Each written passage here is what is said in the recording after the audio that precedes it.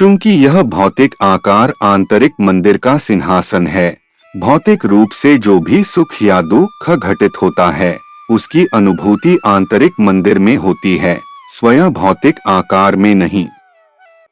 चूंकि यह भौतिक आकार एक ऐसा सिंहासन है जहां आंतरिक मंदिर स्थापित है, ईश्वर ने आदेश दिया है कि भौतिक शरीर का यथासंभव संरक्षण किया जाना चाहिए, क्योंकि वैसा कुछ भी नहीं हो जिसका आघात आंतरिक जगत को हो। आंतरिक मंदिर की दृष्टि भौतिक आकार पर रहती है क्योंकि वही सिंहासन है।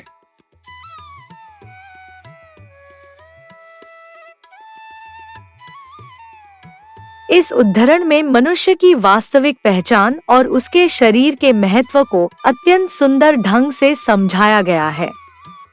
बहाई शिक्षाओं के अनुसार मनुष्य केवल एक भौतिक शरीर नहीं है, बल्कि उसकी वास्तविक सत्ता उसकी आत्मा है। शरीर को यहाँ एक सिंहासन या मंदिर कहा गया है, जहाँ आत्मा निवास करती है। उद्धरण बताता है कि सुख और दुख की वास्तविक अनुभूति शरीर नहीं, बल्कि आत्मा करती है। शरीर तो केवल एक माध्यम है जिसके द्वारा आत्मा इस संसार के अनुभव प्राप्त करती है। जिस प्रकार एक राजा अपने सिंहासन पर बैठकर शासन करता है, उसी प्रकार आत्मा शरीर के माध्यम से अपने गुणों और क्षमताओं को प्रकट करती है।